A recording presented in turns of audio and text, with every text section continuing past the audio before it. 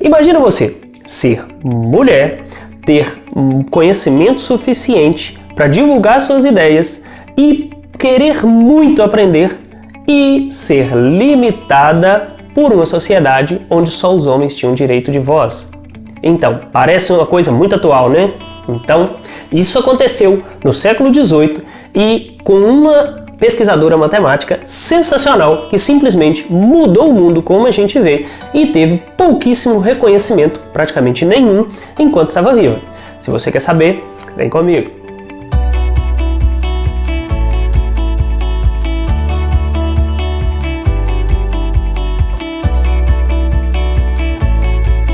É isso aí, pessoal. Hoje a gente está começando aqui um outro quadro no canal que é Era uma Vez na Matemática. Eu faço isso em sala de aula normalmente, meus alunos gostam bastante e pediram para que eu fizesse aqui, que sempre que eu vou introduzir algum conteúdo, eu trago algumas curiosidades e dentro da história do que aconteceu e como aconteceu. Eu acho isso sensacional. Então, eu trouxe aqui hoje para vocês uma história de uma francesa nascida em Paris, dia 1/4/1776, que fez muita diferença no mundo da matemática. O nome dela, Sophie Germain. Sophie era filha de um comerciante de seda. Embora não fosse um aristocrata da época, ele era bem financeiramente, tinha muitos contatos. Ela tinha mais duas irmãs, mas nenhuma das duas se interessaram por continuar os estudos e crescer intelectualmente. Sophie era diferenciada.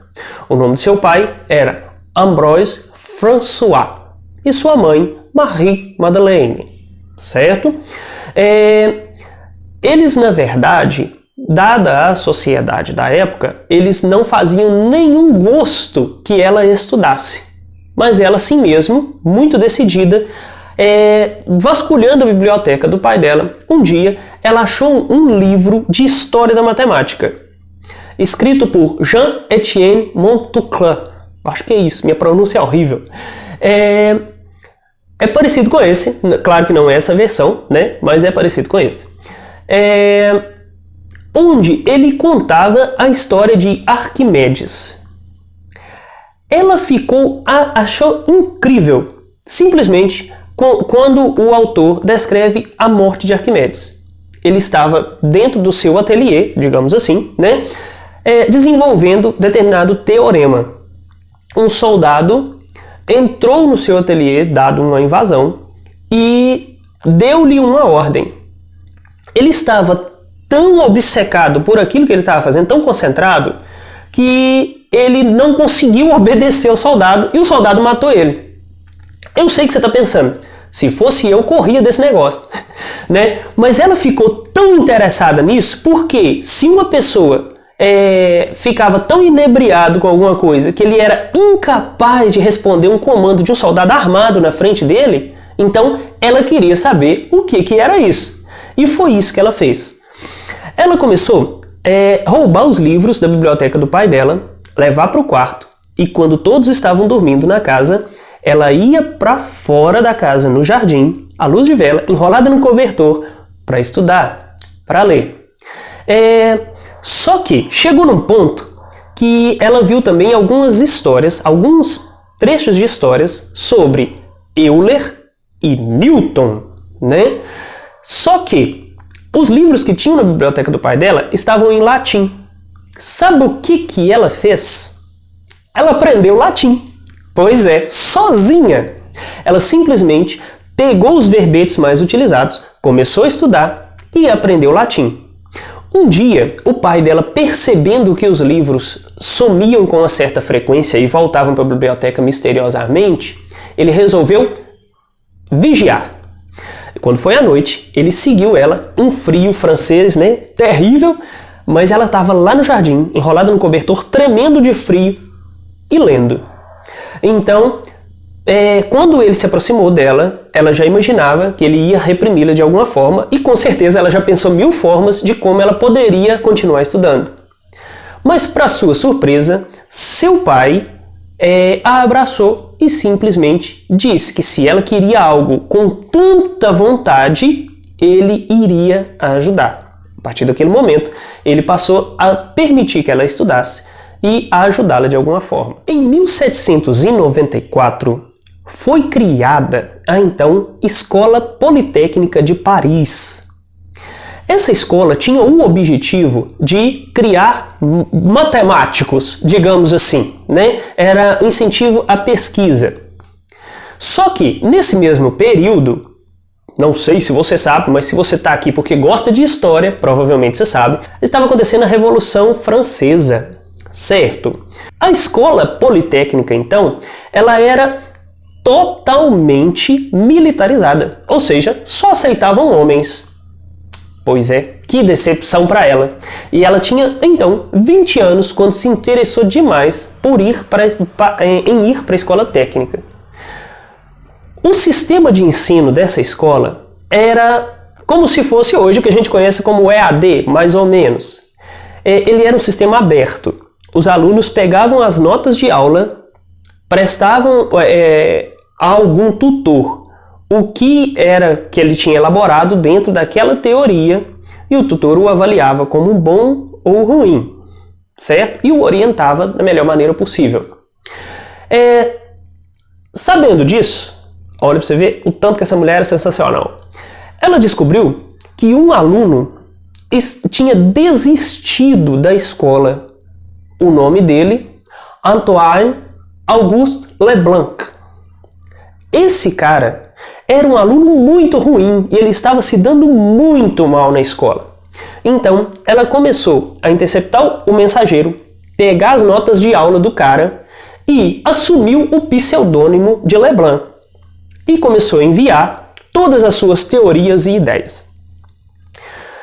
Um dia, Lagrange, exatamente aquele Lagrange, ele percebeu que Leblanc era um aluno muito ruim e de uma hora para outra ele virou um gênio. Então, o que Lagrange fez? Chamou Leblanc. Eu quero te ver pessoalmente.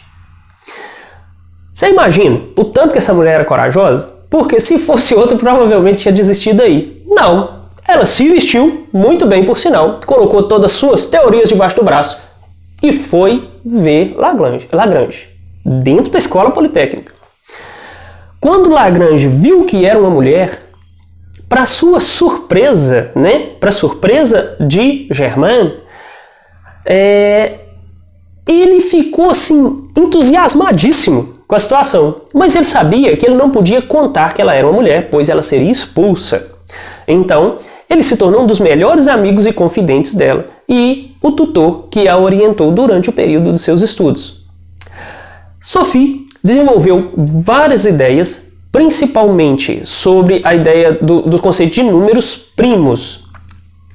Existe na matemática um conceito chamado primos de Germain, que possibilitou a resolução do último teorema de Fermat. Para você ter uma ideia, se ela não existisse, talvez a gente não teria conseguido resolver esse teorema até hoje.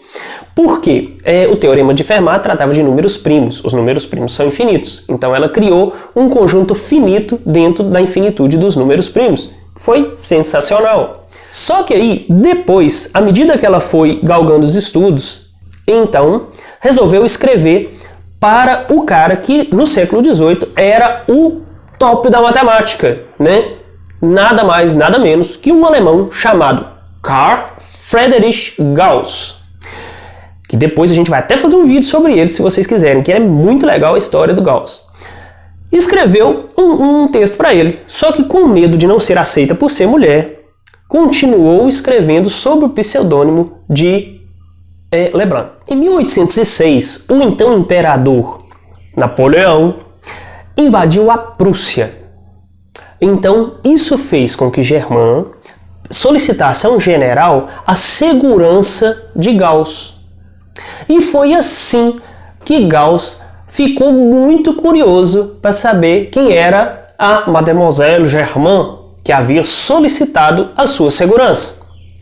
Quando Gauss descobriu que, na verdade, ela que escrevia a ele como Leblanc, ele ficou muito entusiasmado também. e tem até uma nota escrita por Gauss a respeito de Germain, que diz o seguinte: inacreditável exemplo de mulher matemática. E termina dizendo: nada poderia provar-me de maneira tão lisonjeira e inequívoca que as atrações desta ciência que enriqueceu a minha vida com tantas alegrias não são uma quimera, quanto à predileção com que você me honrou. Só que aí, quando foi em 1808, Gauss foi nomeado professor da Universidade de Göttingen. Até aí tudo bem, só que era professor de astronomia. Então, ele fugiu totalmente à ideia da teoria dos números, que era o que mais atraía Germain. Então, ela acabou indo para o ramo da física nesse momento, o que produziu mais uma vez um conceito sensacional, que é a teoria, embora consideravelmente moderna, da elasticidade. Quando ela publicou essa teoria, o ramo da ciência ficou tão empolvorosa que ela foi a primeira mulher a ir para a Academia de Ciências, poder frequentar as reuniões da Academia de Ciências, mesmo não sendo esposa de ninguém. As mulheres que iam lá eram porque eram esposas dos pesquisadores da época. Ela foi pelo trabalho dela. Sensacional. Posteriormente, ela reatou o relacionamento com Gauss e ele acabou convencendo a Universidade de Göttingen a premiá-la com um prêmio honorário da academia. Só que, antes que ela recebesse esse prêmio, dia 27 de junho de 1831, ela veio a falecer com câncer no seio. Sophie Germain não foi lembrada sequer entre os 72 sábios que suas teorias ajudaram na construção da Torre Eiffel. Por exemplo, a teoria da elasticidade dela foi fundamental para a construção da Torre Eiffel e nem sequer foi citada entre os 72 sábios que permitiram isso.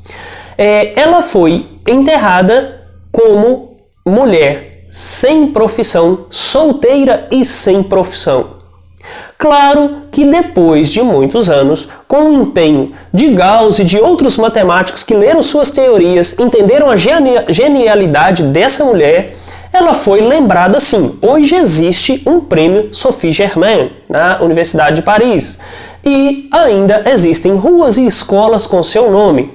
Mas infelizmente, muito dessa mulher fantástica provavelmente ficou perdido na história. Então agora, faz o seguinte, você gostou? Deixa seu comentário aqui, tá? Faz esse favor, não esquece de curtir, porque eu só vou fazer outro vídeo se vocês quiserem que eu faça.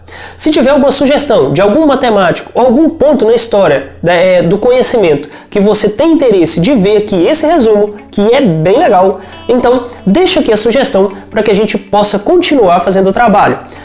Se tudo der certo e vocês gostarem, a gente vai continuar. Então, se não é inscrito, não esquece de se inscrever, deixa seu like para ajudar a gente a compartilhar o canal. Espero que tenham gostado. Então, valeu!